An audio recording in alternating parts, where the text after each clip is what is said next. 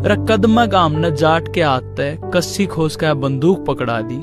और इतने भोले आदमी की हमने दुनिया में के छवि बना दी, जो कदे भूल के भी घर आए मानस ने खाली पेट जान देना, आज उस हरियाणे आले ने कोई अपने घर मान देना। जिसने सारा दिन फुर्सत निकामते जो आधी रात न जाकर सोगा, इस चिंता में एक जीरी बढ़िया नहीं हुई, बालक का दाखला क्यों करवागा।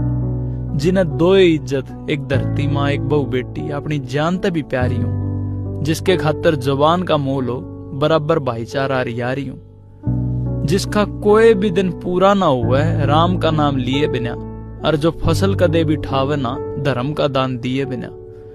हमने उस आदमी के नाम पर, चरित्र पर, छवि पर कलंक जो लाया है, यो ये कारण है कि उपराष्ट्रपति बनकर भी आज जाट अनपढ़ को आया है।